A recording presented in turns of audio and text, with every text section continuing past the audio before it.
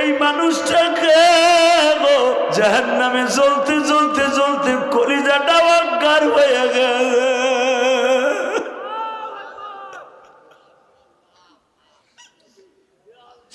কেউ ৫,০০০ বছর, কেউ ১,০০,০০০ বছর জাহান্নামের আগুনে জ্বলতে জ্বলতে বাবা এই কলিজাটা বাবা আলকাতরার মতো বডিটা হয়ে যাবে। ওই কঠিন দিবসে যদি একটা মা দাঁড়ায় বলে, বাপরে আয় আমার বুকের মধ্যে, তোকে কোনো টেনশন না,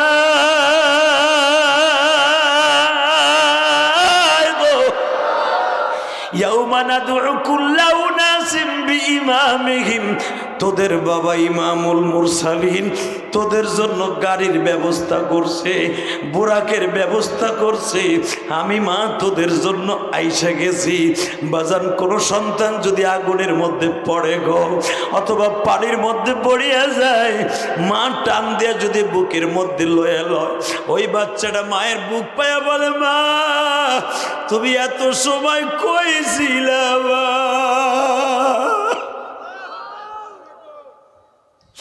মায়ের কোলটা পাইয়া বাচ্চাটার যেরকম প্রশান্তি লাভ করে, বাবা আমি তোমাদের দুইটা বাউ ধরে যাই জাহান্নামের আগুনে জ্বলতে জ্বলতে, বাবা এমন কষ্ট হবে বাবা রে, জাহান্নামের আগুন শরীরের যেখানেই লাগবে কলিজাটা জ্বলিয়া পড়িয়া মোমের মতো গলিয়া চোখ দিয়া নাক দিয়া ঘিরু বাইর হয়ে যাবে।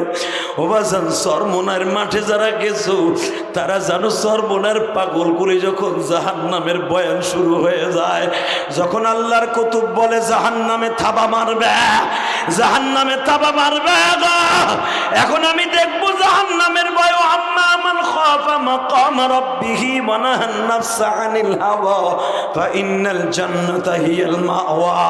জাহান্নামের ভয়ে যারা তওবা করবে আমার মাওলার সামনে দণ্ডায়মান হওয়ার ভয়ে, আহারে গুনার মাপের হিসাব নেওয়ার জন্য যেই ব্যক্তি পাপের কাজ ছেড়ে দিবে আল্লাহ তার জান্নাতুল মাওয়া দলিল করে দিবে। এ পীরগঞ্জের মানুষ এখন একটা আওয়াজ দিবা, একটা শিক্ষার আশিকিরা তাকায় দেখো, যখন মা মারিয়াম বলবে, বাবা আমি তোদের মা, পীরগঞ্জ ইলিয়াসুর রহমান জেহাদি যখন তোদের ওয়াজ করছিল তুই চিল্লাইয়া চিল্লাইয়া কাঁদছিলি, তোর ছবিটা আমি বাইতুল মুকাদ্দাসের পাশে নিয়ে আসছিল। আল্লাহু আকবার বলা, তুই তো জানোস না তোর মাহফিলের চারপাশে লক্ষ লক্ষ কোটি কোটি ফেরেশতা দাঁড়ায় ছিল। এই যে দুনিয়ার মিডিয়া যেরকম রানিং ক্যামেরা দিয়ে, ডিএসএল ক্যামেরা দিয়ে তোদের ছবিগুলো তুলছিল, তোর ছবিটা, তোর চোখের পাড়িটা কোটি কোটি ফেরেশতারা আমি মারিয়ামের কবরে নিয়ে আসছিল। সেই দিনটা ছিল 23শে অক্টোবর, রাত 12টার সময় তোর চোখের পানি কেউ দেখে নাই, আমার মাওলা দেখছে গো। যখন মুসলমান জাহান্নামের ভয়ে কাঁদে, আমার আল্লাহ এমন একটা সাদা রুমাল দিয়ে চোখের পানি মুছায় দেয় গো বাবা। হে যুবক ভাই আয়, আমি তোর পাও দুইটা ধরছি রে ভাই, চোখের পানিতে আমার মাওলার একটা ডাক দিয়া দেখা, মালিক তুমি ছাড়া মাফ করার মতো, তুমি ছাড়া মাফ করার মতো এই জগতে কেউ নাই, মোদের তুমি মাফ করে দাও ও হে মালিক শাহ। আল্লাহ দেখো যুবকগুলা যারা কান্দে, কার জানো মা নাই, কার জানো বাবা নাই গো। মা মারিয়াম জানো আমারে বুকি নিয়ে বলে, বাবার ইলিয়াস রে, তোর কথায় হাজার হাজার মানুষ পীরগঞ্জের জমিনে কাঁদছিল, ওরা মারিয়াম রে দেখে নাই, নবী মুহাম্মদ রে দেখে নাই গো বাবা। আমি মায়ের কথা শুনে কাঁদছিল গো। আমি মারিয়াম তাদের ছাড়া জান্নাতে প্রবেশ করতে পারি না। বাবা দুটো হাত বাড়া এখন চিল্লাবার কালবা। আমার বিশ্বনবী যখন কিয়ামতের মাঠে আল্লাহর সামনে দাঁড়াবে, বাজার একজন সাহাবী লাফ দিয়ে দাঁড়ায় বলবে, নবীজি যত নবী আমরা আজকে কিয়ামতের মাঠে দেখলাম, সব নবীর গাল ভরা দাঁত দেখতেছি, নবী আপনার গালের মধ্যে দুইটা দাঁত নাই কেন?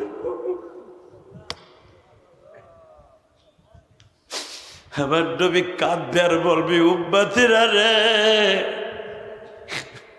এই দাঁত দুইটা উহুদের মাঠে রাখছিলাম এই কোরআনের জন্য।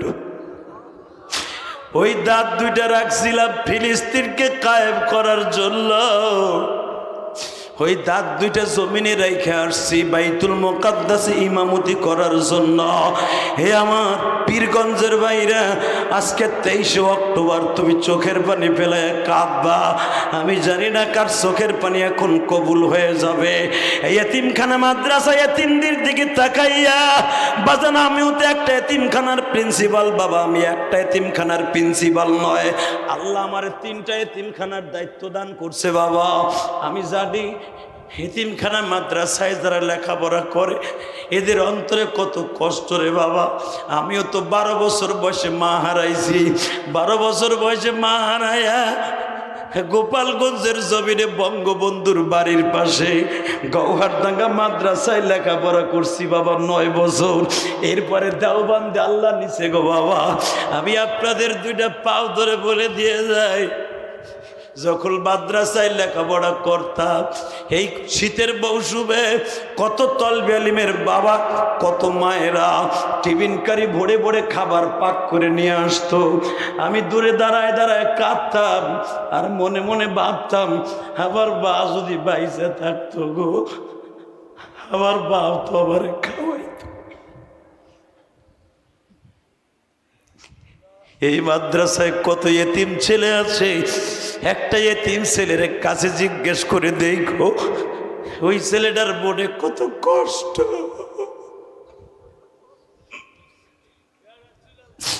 আল্লাহ দেখো যারা কাঁদতে মনে হয় এদের বাবা নাই মা নাই, আমার মতো যাদের বাবা বাবা মাঝে মাঝে একটা এতিম ছেলের এই মাদ্রাসার থেকে ডাক দিয়ে বুকের মধ্যে নিয়ে বইল, বাবা রে তোর কোনো কিছু লাগবে কি রে? যদি এতিম ছেলেটা বলে আমার এক জোড়া স্যান্ডেল লাগবে, আমার একটা পায়জামা জামা লাগবে, এই কোরআন বুকে নিয়ে বলে গেলাম গো, যদি ওই ছেলেটার মনের আশা পুরা করতে পারো বাবা, ওই এতিম নবী মদিনায় শুয়ে আছে তোমার লাগিয়া। এতিম নবী তোমারে খালি হাতে ফিরাই দিবে না। এতিম নবী তোমারে সারা জান্নাতে প্রবেশ করবে না, জান্নাতে প্রবেশ করবে না। বাবা আমি যখন মাদ্রাসায় পড়তাম আমার সাথে আর একটা ছেলে ছিল, ওর মা নাই, ওর নাম ছিল আখতারুজ্জামান। এখন ঢাকা বাবা লালবাগ একটা মসজিদের ইমামতি করে। মাঝে মাঝে 2 বন্ধু এক জায়গায় হইলে হাতে হাত দিয়ে কান দিয়ে বলি, দোস্ত তোরও তো মা ছিল না, আমারও তো মা ছিল না, তোর কি মনে আছে গৌহারডাঙ্গা যখন মাদ্রাসার মাহফিল হইতো বাপের আইসার টাকা দিত, আরে আমাদের তো কেউ দিত না গো।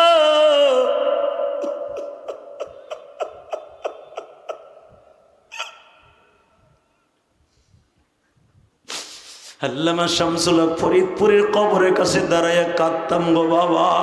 ও বাজান আমি আপনাদের 2টা পাও ধরে অনুরোধ করিয়া যাই, এই দুনিয়ায় মার মতো দরদি কেউ নাই রে ভাই। আমার এতিম নবী আর মা মারিয়াম কত বড় দয়ালু, তোমার আমার জন্য জাহান্নামে নামিয়া নামিয়া টাইনা টাইনা তোমাদেরকে লইয়া জান্নাতে লয়ে যাবে।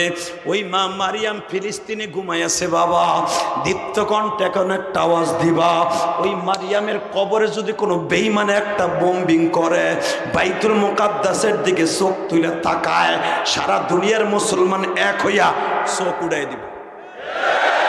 এ যুবক কথা বল, রাজি আছো না নাই? কে কে রাজি আছো? আল্লাহকে 2 হাত তুলে দেখায় দাও।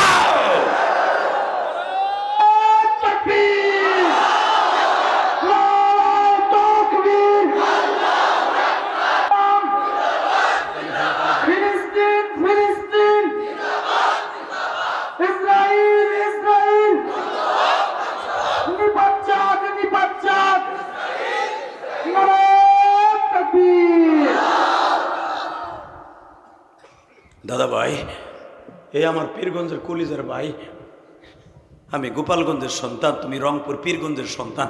তোমাদের এলাকায় অনেক বড় বড় ওলি জন্ম নিয়েছে, কথা বলেন না কেন?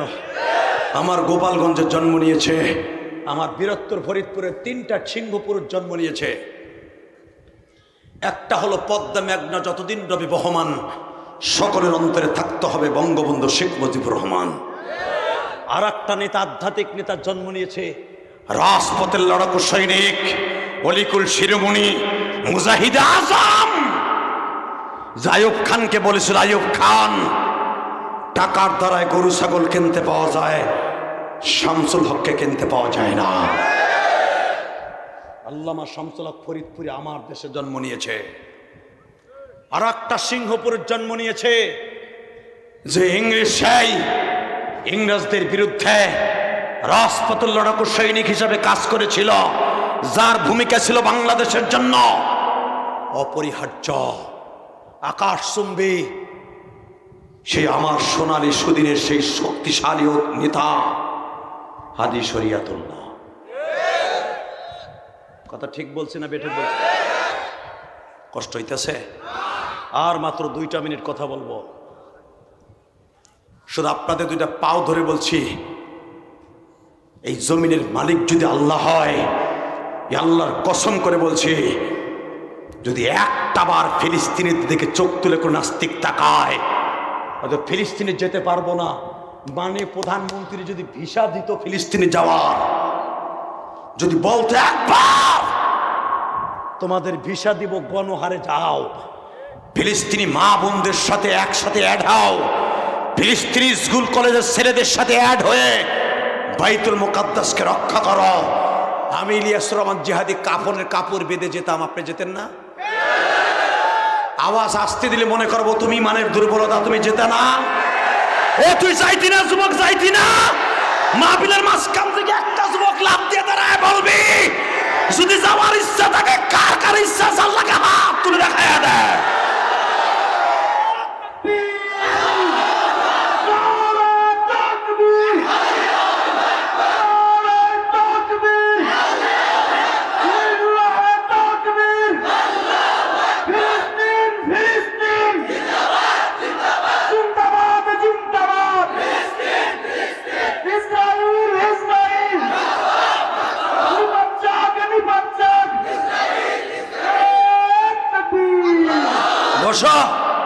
বসো।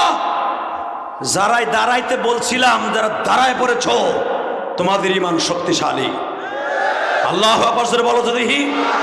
আল্লাহু আকবার আরো জোরে বলতে হবে, আরো জোরে বলতে হবে। ঘুঘু দেখেছো? ঘুঘুর ভাব দেখো না? ইসরায়েলের কুত্তার বাচ্চারা, তখন দেশে কোনো বিয়া নাই, কুত্তা কুত্তির দেশ, ঠিকটা বেঠে সমকামিতার দেশ, বেজন্মার দেশ। তোদের ডাক আল্লাহ শুনবে কিনা জানি না। আল্লাহ নিজে বলেছে, তোরা অভিশপ্ত জাতি, অভিশপ্ত জাতি। আমার বাইতুল মুকাদ্দাসের দিকে আর একবার চোখ তুলে তাকাবি, বাদশা আব্রাহার মতো ধ্বংস হয়ে যাবে। আল্লাহ আমাদের দোয়া কবুল করেন। আরো চলবো না আমিন। শুধু আমার সাথে একটা ওয়াদা দে ভাই, যতদিন বাঁচবো 5 ওয়াক্ত নামাজ পড়ে দোয়া করব। রাজি আসো না? রাজি আসো না? নামাও হাত। যারা দাঁড়ায় আছেন এইভাবে দাঁড়ায় থাকবেন। আমি প্রাণ খুলে আপনাদের জন্য দোয়া করে যাব। জীবনে আপনাদের সাথে দেখা হোক বা না হোক, কিয়ামতের মাঠে দেখা হবে। জীবনে আর পীরগঞ্জে দেখা হোক বা না হোক, কিয়ামতের মাঠে দেখা হবে। যারা ইমানের শক্তে বলিয়ান হয়ে ফিলিস্তিনি পক্ষে চোখের পানি দিয়ে দরখাস্ত দিচ্ছেন, আপনাদের দরখাস্ত বিফলে যাবে না। এই আমার কলিজার টুকরা যুবক ভাইরা, আমি তোদের পায়ে হাত দিয়ে বলবো, দুনিয়া কয়দিন বাঁচবো জানি না, তবে দুনিয়ায় যতদিন বাঁচবো বীরের মতো বাঁচবো, শৃঙ্খলের মতো একদিন বাঁচবো না, সিংহের তো বাঁচবো। তাহলে 5 ওয়াক্ত নামাজ দরকার আছে না নাই? কে কে পড়বা দেখে আল্লাহকে হাত তুলে দেখাও তো। নামান হাত। আর একটা কাজ করতে হবে,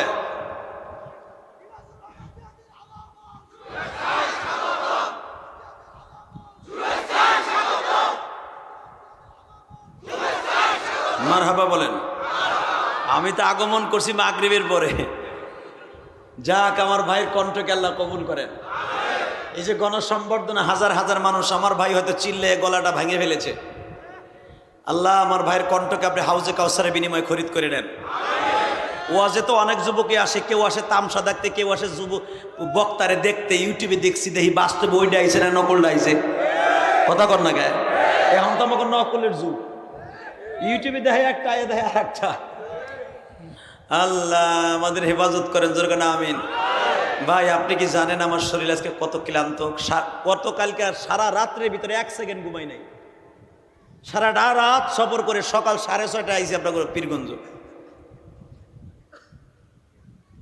আমি আপনাকে এখানে আইসি, মাগরিবের নামাজ পড়ছি আয়া। আমার নিয়মই একটা, আমি রাত্রে একটা ওয়াজ করি, দিনে করলে একটা করি, রাত্রে করলে একটা করি, 2টা ওয়াজ আমি রাত্রে করি না। তো আমি আপনাদের খেদমত আরজ করি, যখন আপনারা আমার বন্ধু হইলেন, কিয়ামতের মাঠে যেন আপনাদের সাথে আমার দেখা হয়। দেখা হবে দাদা ভাই? যদি আমি জাহান্নামে যাই, আমার লয়ে যাবা তো? মা মারিয়াম যখন তোমার আমারে খুঁজে খুঁজে জান্নাতে নেবে, তুমি বইল মা মারিয়াম আপনার ওয়াজ করছিল পীরগঞ্জে, আমরা কানছিলাম তার ওয়াজ শুনে, আবার ভাই বিপদে আছে, ওর একটু লয়ে চলেন। অথবা যদি আল্লাহ আমাকে নেয়, আমি বলবো মা গো, পীরগঞ্জের আমি যুবক ভাই সবার চেহারা আমি চিনি না, আমি আলেম ভাইদের চিনি না, তবে আবার জানাবতে যাদেরকে সামনে দেখছিলাম, যারা চিল্লাই চিল্লাই ফিলিস্তিনি বা আওয়াজ দিয়েছিল, তারা বিপদে আছে, মা তাদেরকে একটু নেন না। কি মা নেবে না? মা মারিয়াম নেবে না? বাবা যে এই মাদ্রাসা কর্তৃক আয়োজিত এই মাহফিল, বাবা এই মাদ্রাসার দিকে আপনারা খেয়াল রাখেন। আমি 4 কোটি টাকা খরচ করে একটা মসজিদ বানাইছি আমি আমার মায়ের জন্য। বিশ্বাস করেন, এই যে আপনারা বলেন না ওয়াজের টাকা নিয়ে বক্তারা কি করে, কোরআন হাতে নিয়ে বলছি, আমার ওয়াজের সমস্ত টাকাগুলা মাদ্রাসা মসজিদে খরচ হয়। 4 কোটি টাকা খরচ করে মসজিদ করছে, আমি কাউকে বলি নাই আমার 1 বস্তা সিমেন্ট দেন। আপনি যাইয়া দেখবেন, আপনি যাইয়া দেখবেন, আমি বানানো কথার মিথ্যা কথা আমি বলি না। আমি 4 কোটি টাকা খরচ করে যে মসজিদ বানাইছি, ইউটিউবে আপনারা দেখছেন, ঢাকা যে দেখিস মসজিদে বাইতুর রহমান, এই আমি আল্লাহর নামে নাম দিয়েছি। এই মসজিদটা বানানোর পিছনে একটা কারণ আছে। আমার মা আমার 12 বছর বয়সে যখন মাদ্রাসায় দেয়, আমি মাদ্রাসায় পড়তে চাই নাই, কারণ আমার ক্লাস ফ্রেন্ডগুলা আজকে চিত্র জগতের বড় বড় সুপারস্টার, তারা নাম বলবো না, আপনারা চিনে ফেলবেন। এই তো এদের সাথে আমি চলাফেরা করার কারণে আমার মা ভাবছে আমি বুঝে মাদ্রাসায় পড়বো না। তো ইন দি মিন টাইমে আমার মা আমাকে বলছিল, আমার দুধের কসম, তুই যদি মাদ্রাসায় না পড়স, আমি মা তোর দুধের দাবি ছাড়ব না, আর যদি মাদ্রাসায় পড়ে আলেম হস, আমি তোর দুধের দাবি ছেড়ে দিব। আর একটা কাজ করবি, আমি জানি তুই একদিন কোটি কোটি টাকার মালিক হবি, যদি আল্লাহ পাক তোর টাকার মালিক বানায়, সেদিন আল্লাহর জন্য একটা মসজিদ তৈরি করবি। তোর নানা হলো এই গোপালগঞ্জের ভিতরে, গোপালগঞ্জ টুঙ্গিপাড়ার ভিতরে আল্লামা শামসুল ফরিদপুরে হাতে গড়া ছাত্র। তোর নানা যেরকম মসজিদ মাদ্রাসা গড়ছে রক্ত পানি করে, তুইও মাদ্রাসা মসজিদ গড়বি। আমি তখন আমার মায়ের কইছিলাম, মা কি পাগল হয়ে গেল নাকি, আমি মসজিদ মাদ্রাসা করবো, টাকা পাবো কই? বাজান রে, এখন আমি বুঝি আমার ভাইরা প্রতিদিন মুসা ভাই হাজার হাজার টাকা আমার মায়ের মসজিদে দান করে। কেন জানেন? আমি যখন দেখি আমার মায়ের আমার গাড়ির সামনে টাকা নিয়ে দাঁড়াই রয়েছে, যে হাদি বাবা তোমার ওয়াজ শুনে ইউটিউবে মোবাইলে কান দিয়ে আজকে ওয়াজে বাস্তবে কানছি, বাবা তোমার মা কত ধন্য। গতকালকে যে নরসিংদী ওয়াজ করেছি, সভাপতি আমার মসজিদের টাকা দিয়ে, আরে কান্দন, এটা আমার ক্রেডিট না, এটা আমার মায়ের দোয়া। আমি আপনাদের 2টা পায়ে হাত দিয়ে বলে যাব, যুবক ভাই তোমরাও যেদিন টাকার মালিক হবে, একটা মসজিদ মাদ্রাসা এরকম তৈরি করবা, ইনশাল্লাহ বলেন, ইনশাল্লাহ বলেন। এই মাদ্রাসা মসজিদের জায়গা যারা দিয়েছেন, যারা করেছেন ভ্রমণ, তারা কেউ জাহান্নামে যাবেন না। মসজিদ জানা বানাবেন, বিশ্বনবী বলেছে, মান বানা লিল্লাহি মাসজিদান বানাল্লাহু লাহু বাইতান ফিল জান্নাহ, যে আল্লাহর ঘর মসজিদ বানাই দিবে, মাদ্রাসা বানাই দিবে, আল্লাহ তাদের জান্নাতে ঘর বানাই দিবে। জান্নাতে ঘর বানাবার নিয়ত আছে না নাই? আছে, আলহামদুলিল্লাহ বলেন তো, আল্লাহু আকবার জোরে বলেন তো দেখি। আমি যদি আমার মায়ের অর্ডার পালন করতে যাইয়া, আমার মায়ের ওয়াদা পালন করতে যেয়ে কোটি কোটি টাকা খরচ করে মসজিদ মাদ্রাসা বানাইতে পারি, আপনি পারবেন না?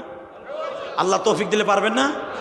আমি জানি না কার মা নাই, কার বাবা নাই, শুধু মুনাজাতের আগে আমার সাথে একটা ওয়াদা দিবেন, মুনাজাত না করে, ফিলিস্তিনি পক্ষে দোয়া না করে, মাদ্রাসার জন্য দোয়া না করে কেউ ময়দান ছাড়বেন। আল্লাহকে হাত তুলে দেখান। আল্লাহ তুমি কবুল করো, জোরে কোন আমিন। আল্লাহ তুমি কবুল করিয়া নাও, জোরে কোন আমিন। নামান হাত, তাহলে আমার সাথে ওয়াদা দেন এই মাহফিলটা আজীবন হোক। আপনারা চান না? চান? আমাদের মতো বক্তারা আসুক, কিন্তু আমাদের মতো বক্তারা আপনি আনবেন, কিন্তু আপনাদের কাছে আমার একটা দাবি থাকবে, আমরা ঢাকার থেকে এত কষ্ট করে আসি, আমরা কিন্তু আপনার ওই নাটোর থেকে আর রংপুর থেকে আসি নাই। ঢাকার থেকে এত কষ্ট করে আসতে 8 থেকে 9 ঘন্টার সময় লাগে দিনে আসলে, মিথ্যা বলছি না সত্য বলছি? নাইটে আসলে 7 থেকে 8 ঘন্টা লাগে, আর দিনে আসলে 9-10 ঘন্টাও লাগে, ঠিক না বেঠিক? এত সফর করে আসার পরে আপনি যদি 11টা 12টায় উঠেন, আমাদের মতো বক্তাদেরকে আপনারা পাবেন না।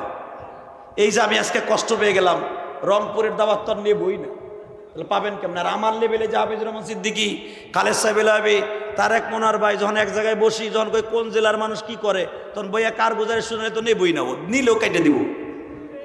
কারণ ভাই আমাদের পুরা বছর ওয়াজ, আমার তো আর আজকে ওয়াজ না, আজকে আছে কালকে না, এমন তো না। আমাকে তো প্রতিদিন ওয়াজ, আমার বডি তো বাঁচাইতে হবে, কথা কন না কেন? আমার যদি 9:30 ধরেন 10টায় উড়াইতো, 12টা বন্ধ ওয়াজ করলে 2 ঘন্টা আপনারা পাইতেন, কথা বলেন না কেন? শুধু আপনাদের খেদমত আরজ করবো, আনবেন, আমি সব বক্তার জন্য আপনাদের সুপারিশ করবো, যারে চাবেন। আমি এমন একটা ম্যান, আমি এমন একটা বক্তা, আমি যদি যারে বলবো যে ভাই ওখানে যা, ওখানে আসতে হইব, আমি এমন এক বক্তা। অতএব আমি আপনাদের কাছে দাবি রাখি, মাহফিলটা আগামী বছর হোক, আমি চাই। চান? চান? 30টা সেকেন্ডে আমি 60টা মানুষ চাবো, আমার যেরকম মা নাই, আপনাদের যাদের মা নাই, মায়ের কবরটা জান্নাতের টুকরা বানাবার জন্য আগামী বছর যদি মাহফিল হয়, হুজুর আমার নবী বলছে এটা জান্নাতের বাগান, এই জান্নাতের বাগানটা করতে নবী বলছে যারা জান্নাতের বাগানে করে দিবে, আল্লাহ তাদের জান্নাতে ঘর করে দিবে। 4 জন লোক দাঁড়ায় বলেন তো, হুজুর এই প্যান্ডেলটা করতে যত টাকা লাগে, আমরা 4 বন্ধু অথবা আমি একা, আমার মায়ের কবরটা জান্নাতের টুকরা বানাইতে পুরো প্যান্ডেলের খরচ আমি দিয়ে দেব, বলেন তো কে দিবেন? মাহফিল হবে এটা আপনি চাইলেন, কে দিবেন বলেন তো আগামী বছর প্যান্ডেলের খরচ? দাঁড়াই জানতো কোন যুবক আছেন যে হুজুর আমি আমার মায়ের জন্য, বাবার জন্য 4 জন মিলে